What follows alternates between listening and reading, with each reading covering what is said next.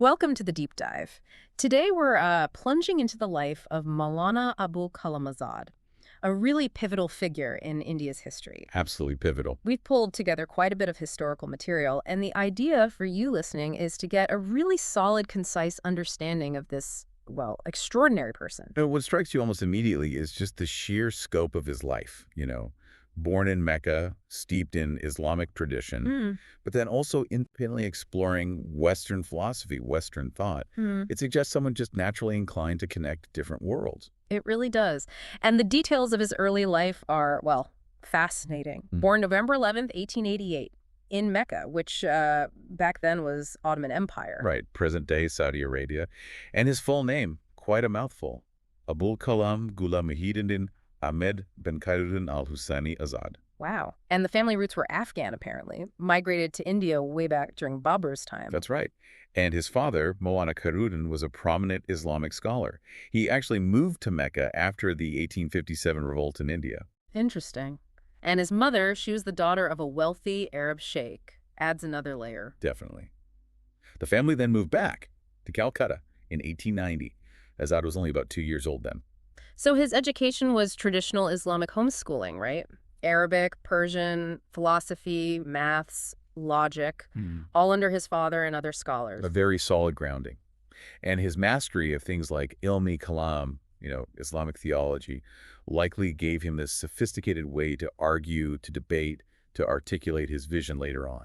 But here's the kicker, isn't it? Despite this really traditional setup, young Azad was also diving into Western philosophy, science, modern political ideas, all on his own. Exactly. That intellectual curiosity is just remarkable. It shows someone not content to stay within one framework. And it showed early results. By 16, he was already writing for leading newspapers. I mean, his journalism career basically started then. Yeah, that early start in journalism is, I think, really significant. It shows he wasn't just absorbing knowledge. He wanted to engage, Mhm. engage with the big issues right away. Quick jump from student to commentator. Very quick.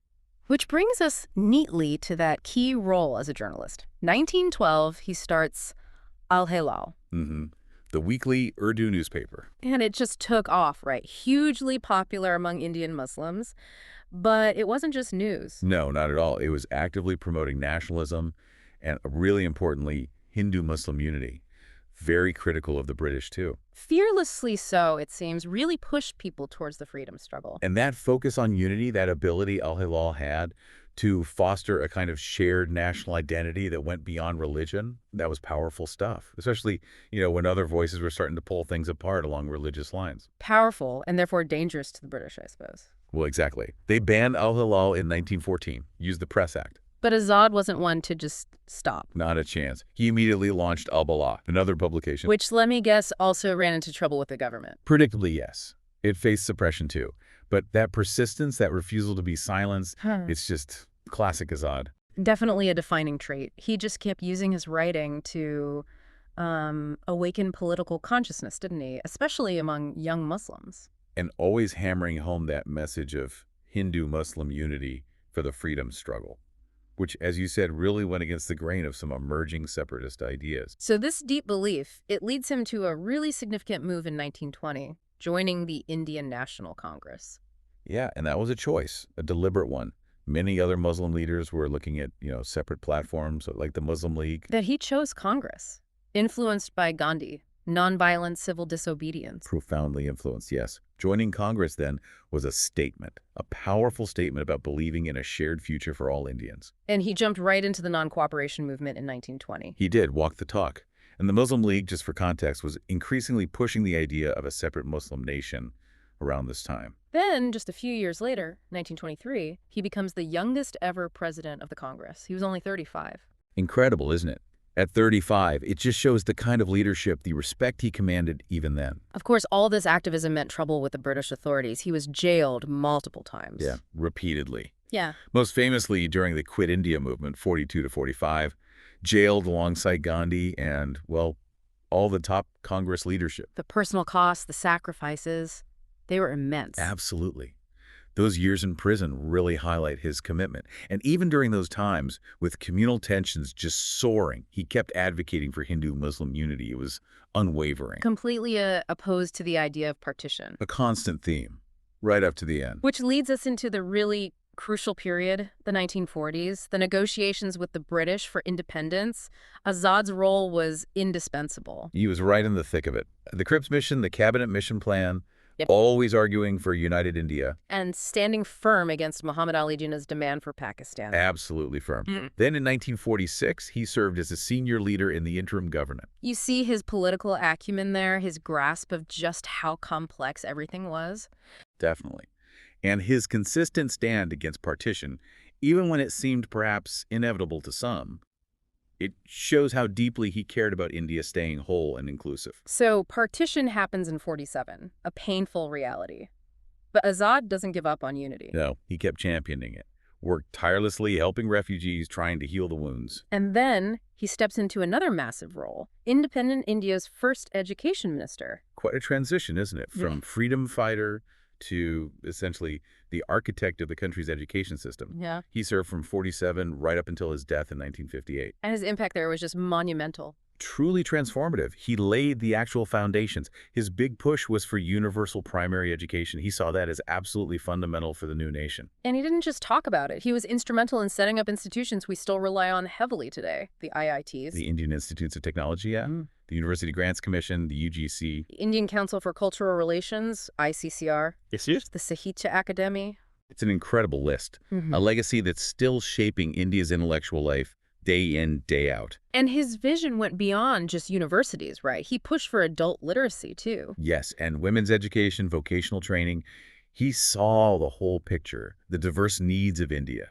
He really believed education was the key. He insisted on spending generously on it. There's that quote of his. Education imparted by heart can bring revolution in the society.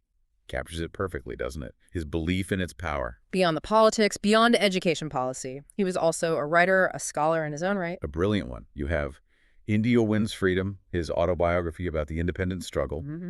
And Gubar-e-Khater. Yes, that's a collection of letters he wrote while he was in prison.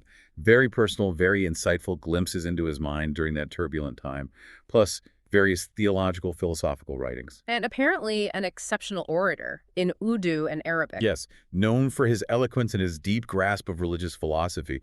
Those writings, they really give you a sense of his intellectual depth, still very relevant. What about his personal life? The sources suggest it was quite simple, quite austere. Seems so. He married young, but his wife passed away, and he remained single afterwards. Really dedicated his entire life to public service, education, and that vision of a secular, united India. Total dedication. He passed away on February 22nd, 1958, in Delhi. A heart attack, age 69. And he's buried in a simple mausoleum near Jama Masjid in Delhi. It's known as Maulana Azad's tomb. A fittingly simple resting place, perhaps. It feels right, doesn't it? That simplicity contrasting with the huge scale of his contributions, a connection to the heart of Indian culture there, too. His legacy, though, is anything but simple. It's huge. Posthumously awarded the Bharat Ratna in 1992, India's highest civilian award. A well-deserved honor. And his birthday, November 11th, is celebrated every year in India as National Education Day. Right, a direct link to his ministerial role. Exactly. And countless schools, colleges, universities, roads, landmarks across India are named after him. It shows you how deep his impact is felt. So, wrapping this up, Maulana Abul Kalam Azad. He was, well, so many things. A revolutionary, a scholar, a top political leader, the first education minister. It's an incredible arc. From Mecca into the heart of India's freedom movement, and then building the foundations of the modern nation. His commitment to unity, to education, to secular values, it just shines through, a really powerful legacy. It really is. And maybe a final thought to leave our listeners with.